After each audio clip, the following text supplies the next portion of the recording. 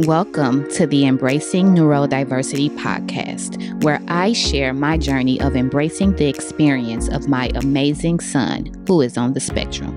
I am Ivory, a mother, educator, and personal growth enthusiast. My goal is to offer insight and stories that may inspire you on your own parenting journey. Thank you for tuning in. Hey, y'all. Welcome back.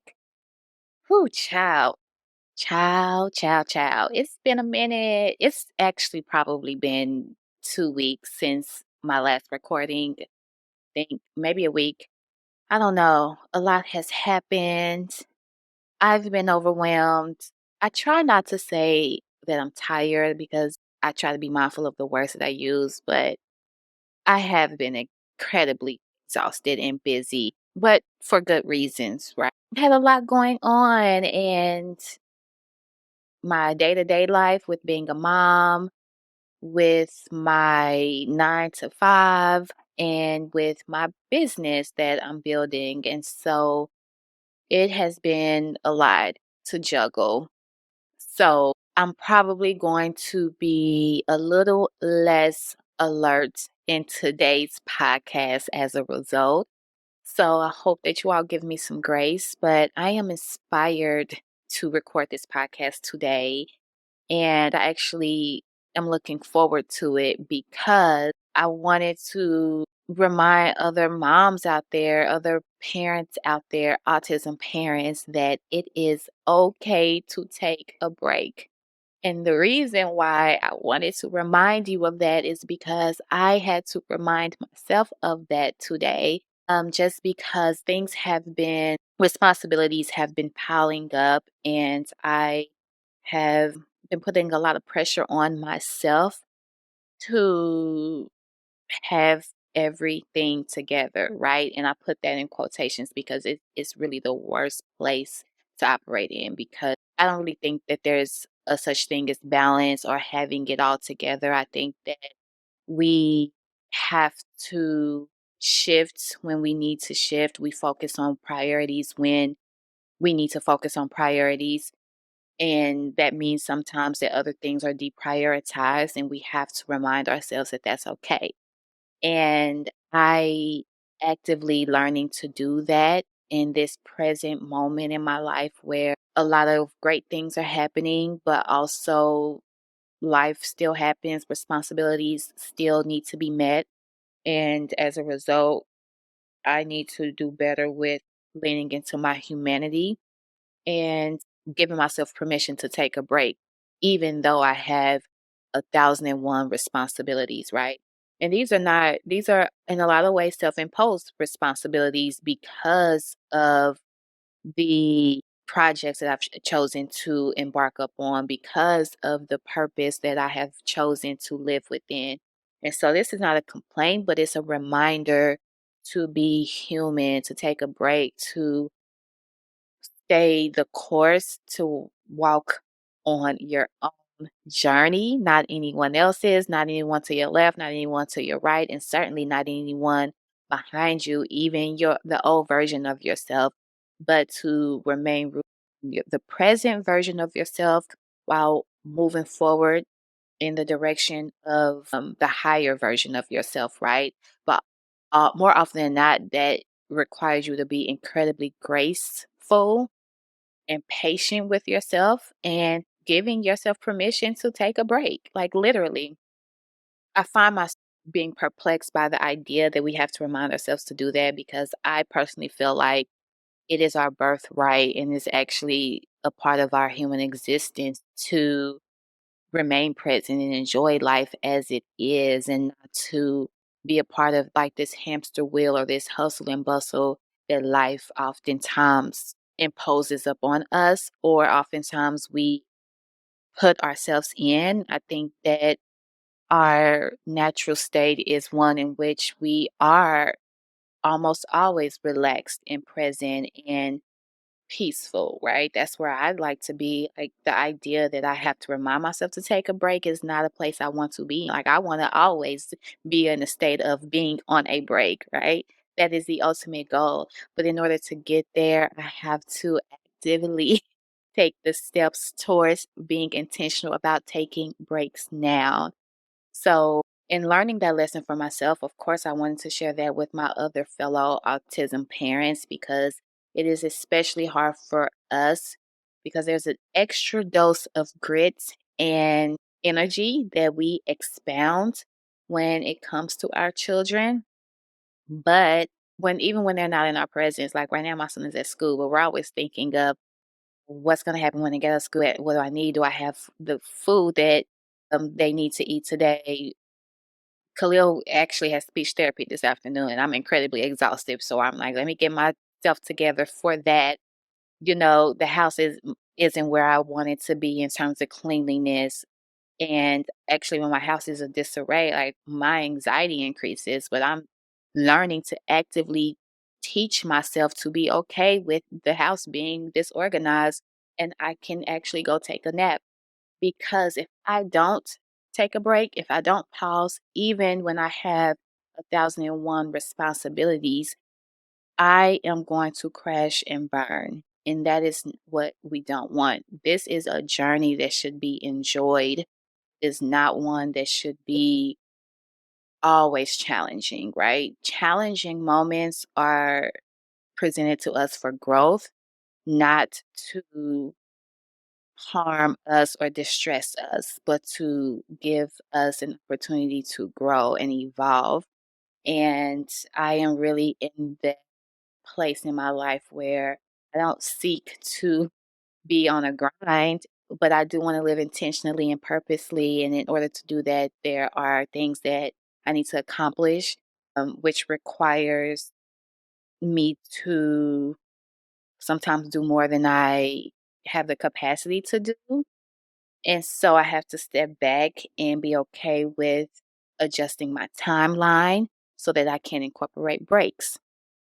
And so I say that to you all to remind you that even with all of the things that you may have going on, even with the stress and frustration and cycle of parenting that we exist in, it is paramount and essential that you take a break. Even taking a break from the things that are just for you, like working out and your own self care practices that sometimes require you to be present and alert. Sometimes you need to take a brain break from that, and that is okay too. And so, with that, I wanted to offer you some suggestions or some elements, if you will, on ways that you can pinpoint when it's time to take a break. So I came up with a few that have resonated for me as of recently. And the first one is that if you are feeling physically exhausted, right? Like it's really important that we are mindful of what our bodies are telling us. If we are having some sort of ache or pain, or it's hard to pull ourselves out of bed. I know I'm stressed when I have a lot of lower back pain, and so which is why yoga is a important practice for me. But when your body is feeling heavy or lethargic, like that is a clear and present sign that it's time to take a break. And those are clues that your body will give you to remind you. And so I want to encourage you to listen to your body. And with that, even when your children are present and they need something from you, give yourself a day to, like, you know what? I'm going to cuddle on this couch with my blanket, and you will be okay. You know, you have your basic needs, and I'm going to relax. That is okay. That's okay to do. So, physically, being mindful of what your body is telling you, if your aches and pains and the inability to move and your mobility is not how it normally is, like that is a clear sign to take a break. The second one is when small things feel like a big inconvenience for you, right? So like you're easily irritable, and when you're driving and somebody cuts you off in traffic and you feel like you really want to tell that person off, those are moments too when it's like maybe I should take a break. Like who cares? I don't know this person, but it really just messed your day up. Or even small things that your children do, if they're too loud or they made a mess, and it really irks you in a way that is not really necessary. Your response isn't necessary or didn't align with the action. That is a clear sign to take a break. I know oftentimes I try to be mindful of not elevating my voice and to speak, neutrally and calmly to my son. It is a highly recommended trait to incorporate, by the way, because there are a lot of studies that show how yelling has is traumatic and has an impact on your child's development and their own mental health and anxiety. And so I try to be pretty neutral and speak calmly even when I'm frustrated. But I'm human, so I sometimes slip up and I will raise my voice or get a little stern. And in those moments, I know you need to go sit somewhere and be quiet. Like you need to take a break, even if it's for 30 minutes, right? Because your anxiety is spilling over into in your reaction. It doesn't fit the crime, right? So that is another way. The third one is if you can't see the bigger picture, right? Like I speak a lot about setting those long term goals for you and your child, or creating a vision, a family vision for what you want for yourself. And when we are stressed or overwhelmed or have a myriad of emotions, sadness, grief, our vision gets cloudy and we lose sight of the bigger picture and the purpose.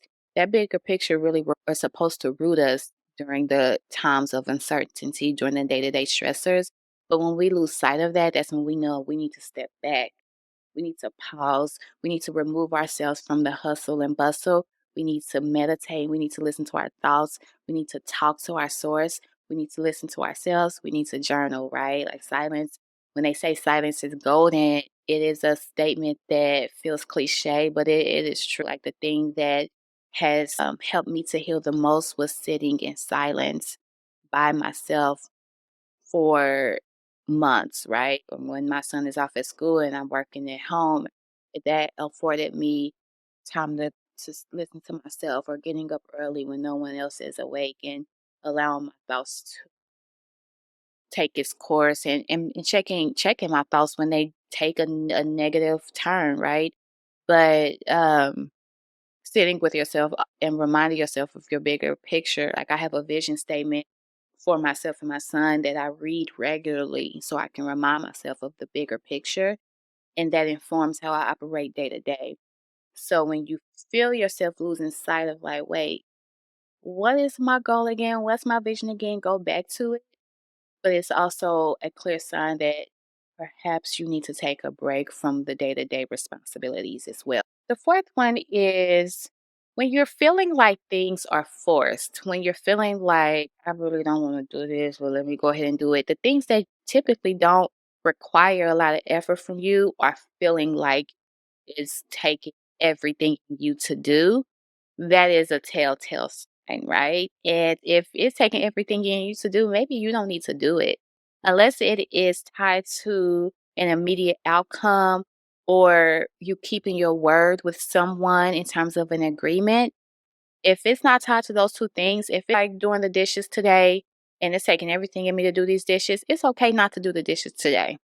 Now, I say that with a grain of salt because there are times when doing the dishes and putting them away and waking up the next day with a empty sink can be incredibly peaceful and rewarding. But if it's taking everything in you to do it in that moment, it's okay to go to bed and wake up refreshed and do it the next day. I'm giving you permission to do that because I have to give myself permission to do that on a daily basis. So when things feel like they are taking an insurmountable amount of effort, perhaps it's time to take a break. And I also want to remind you that if it calls for you to show up for someone, you would be surprised how forgiving people are when you give a phone call and say, I just can't do it today. I'm so sorry. You don't want to make a habit of that, but if that has to happen occasionally, I want to remind you that that's okay too. People are graceful. People are forgiving, you know? And then also when you think about the concentration piece, right? Like, I am a big reader. It's a peaceful process for me. It's a peaceful act for me. But when I am reading, even if it's a book I enjoy and I lose concentration, I'm like, wait, let me go back. Let me reread that.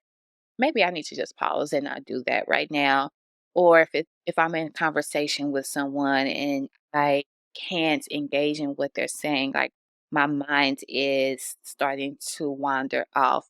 Maybe that is also a sign that I need to take a break, right? Like when things feel like they are hard to concentrate on, perhaps you are also embarking upon projects and businesses and passion projects, and today is the day where you just simply can't pull it together. The ideas in your head are just not coming out onto the page or onto the computer.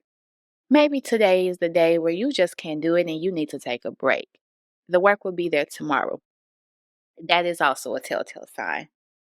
And then lastly, this is the one that I noticed about myself yesterday with my daytime job, as I like to call it. I am an educator, as you all know. I do education consulting in my business, but I also do it for my full time job as well.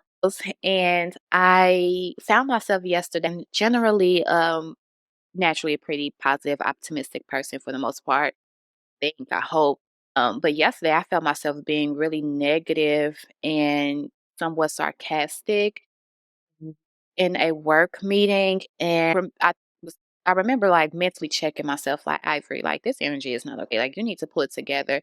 But I knew in that moment, sis, you got a lot going on and your energy is not good and it's starting to spill over into other people's spaces. And one of the things that's really important to me is to not allow my down moments to impact someone else. Like if I'm not having a good day, I'm going to stay at home because I'm not trying to put my energy on someone else. If I'm going to be around others, I want to always show up positively if I can. If I'm not feeling my best, I'm going to name it in the space, right? And try not to project my stuff upon others. And so yesterday I had caught myself being negative for no reason really, and it's not me. Like it's a heavy energy to be negative, but when you find yourself operating in that space, that is when you know like you're stressed and it's time to take a break. And lastly, I'll say when you don't take those breaks, however they look, like if it is a day, if it's an hour, I encourage it to be more than an hour, quite frankly. If it is a weekend, if you don't take those breaks, what will happen ultimately is that chronically stress will begin to grow in your body and physically, health wise, mentally, that the things will come up because you can't suppress it for long. And so then not only does it impact you, but then it's a ripple effect and it impacts everyone around you, your child, right? And so I'm going to close the podcast with this. As I tell myself, I tell you, it's okay to take a break. I need you to take a break. I want you to take a break because if you're not good, you fill in the blank. I said it in every podcast, your child won't be good. So take that break, take it. Until next time, I want y'all to take care of yourselves.